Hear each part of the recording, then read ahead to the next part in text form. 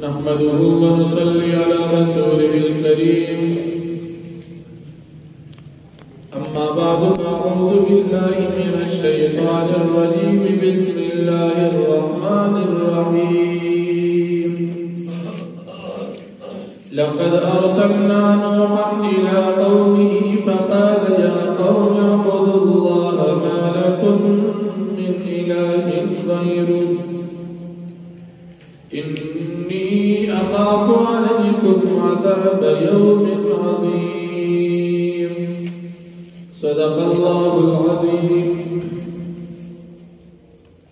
سورة الأعراف أتم پارا یوکم شویتم نمبر آیت دی فمکی آیاتن کی دا اللہ رب العالمین دا وحدانیت دلائل بیان شو اس پر آیاتن کی دا نبی کریم صلی اللہ علیہ وسلم دا رسالت دلائل ذکر کی چدا دوڑا قسم مسائل دا ایمان دا پارا بنیادن دی عقیدہ دا توحید اول بنیاد دی عقیدہ دا رسالت دا بین بنیاد دی. اللہ رب العالمین فرمائی کہ نوح علیہ السلام فالقوم تاد اللہ پاک دا وحدانیت دعوت ورکو کلچ اللہ پاک آدم علیہ السلام پیدا کر دا آدم علیہ السلام نا ترد نوح علیہ السلام دا دور پوری لس قرنا زمانت رشے ہوئے لس قرنا یو قرن سل کالا تقریبا زر کالا بعد نوح علیہ السلام دنیا ترام نوح علیہ السلام نے لگوڑان دی پدی قوم کی پنز بزرگان تیر شوی ود سوا یهود یعود او نصر پنز بزرگان تیر شوی بیا چکل دا بزرگان وفات شن دا قوم تا شیطان راغی او بیتے ہوئی کہ دا بزرگان استاسو نیکانو دا دی پا شکل صورت تاسو بطان جوڑ کی نتاس دا وقبل مشران یاری پدی طریقے سرا شیطان پدی باندی دا شرک بنیاد کی خود او دا دغی بزرگانو پا شکل صورت چکم بطان بھی جوڑ کر داغی عبادت میں جو خلق کا پیار شو. اللہ رب العالمین پدا وقت نوح علیہ السلام دے قوم ترا اولی چید اللہ دے یوانی خبر خلقتا ہوکی نوح علیہ السلام تا اللہ پاک دا سلویخت و کال عمر کی نبوت ورکا فالقوم دوئی چید یو اللہ پاک عبادت کو کئی دا اللہ دا علاوہ دا عبادت ہی سوک لائے نشتے قوم کے دعوت شروع قوم کی چکم مشران و سرداران و اغیی و توئی زمان کا انداز چت بیلال تو پا غلط ہے تو گمراہی اعوذ باللہ نوح علیہ السلام بتاؤ فرق اندما قوما زد گمرانی زد اللہ پیغمبر یم زتا صد اللہ پیغامان ترا رسول زستا صد پارا خیر خوائی او زبارا سبا نفیگم دا اللہ پاک طرف نماتا پویا بلاو شوید چلتا صد زاوی پوہا نشتا او گستا صدا خال رسو بدا مسئلہ رسول مؤمنون کی براشی دی قوم و توی کا اللہ منتا پیغمبر را لے گر انسان مزید فرشتہ ولد را لے گر چتی منتا انسانان کی پیغمبر جوڑو نے مستانا هلته بیا وروسته سورې مؤمنون کې راځي چې دا قوم انسانان پیغمبران انسانان او بل د پیغمبر درالېږلو چې کوم مقصد دی هغه انسان تاسو ته بیانوي نیکانو ته خوشخبري او بدانو ته الله د عذابونو وعیدات او یاد دا د پیغمبر دنیا ته درالېږلو مقصد چې نیکانو خلقو ته الله جل شانه خوشخبري وکړي چې جنت دې نعمتونه دې خوشاله دي او بدانو خلقو ته الله پاک عذابونه وړاندې کړي چې قیامت دې عذابونه دې جهنم دې پیغمبر خو دې د پاره او هغه تاسو ته بیانو تاسو په دې تعجب پدې هرانه چې انسان ته پیغمبر ولرا دې قوم د نوح عليه السلام تکذیب چې نوح عليه السلام تکذیب وکړو نه نیم سو کالا نوح عليه السلام تبلیغ دین بیان الله وحدانیت بیان قوم بیکام اتیا یا صدقاس اتیا کسان ایمان روڑو چې ایمان نوح علیہ السلام اللہ رب العالمین نے دعا کو مختلف اللہ پاک بتاؤ فرمائے کشتے جوڑا کا کشتے یہ جوڑا کا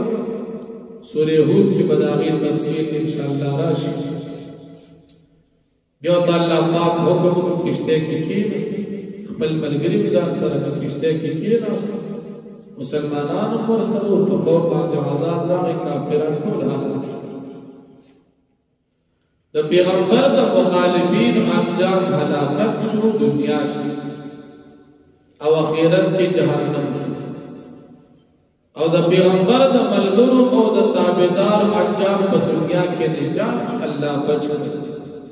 او په اخیرت کی جہنم شو اخیرت کی جنت شو د دنیا کې نجات د مؤمن په اخیرت کې نجات د مؤمن او د کافر او د نافرمان د پیغمبر انجام په دنیا کې عذاب او په آخرت کې جهنم کله چې قوم هلاک د نوح علیه السلام یو زوی کنعان پاره کې هلاک شو کافر نوح علیه السلام درې بچی پاتې شو حام صاد یافث نو قوم چې څومره د هغې اولاد ډېر نشو داغی سلسلہ ختم شو او د نوح علیہ السلام د بچو اولاد ډیر شو رستو انسانان د نوح علیہ السلام بچی د دې وجنان نوح علیہ السلام ته آدم ثانی ویل شي اولنی آدم حضرت آدم علیہ السلام او دویم آدم حضرت نوح علیہ السلام تمام دنیا د نوح علیہ السلام نه بعد د نوح علیہ السلام بچی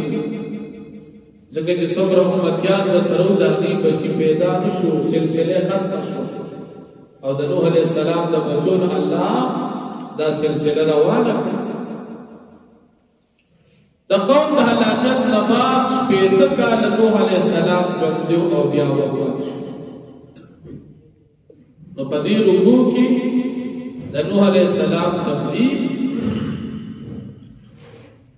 د قوم رویه د نوح علیه السلام سره او د نوح علیه السلام د هغې د غلطو خبرو جواب او بیا چې چا تابعداري وکړه د هغې نجات او چا چې نافرماني وکړه د هغې هلاکت هغه ذکر کېږي موږ تاسو ته سبق څه دی د پیغمبر په تابعدارۍ کې نجات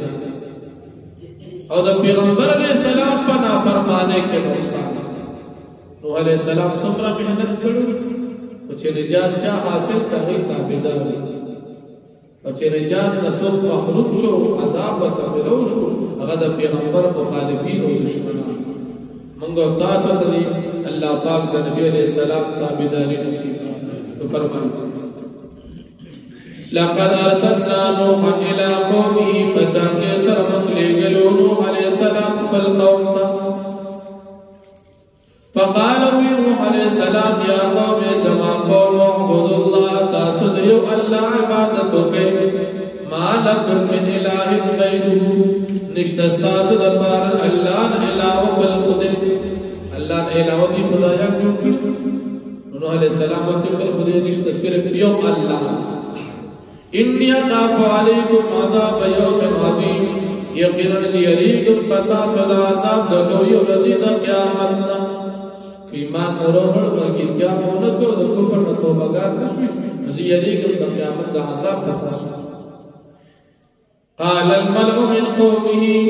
وسرداران د قوم د نوح علیہ السلام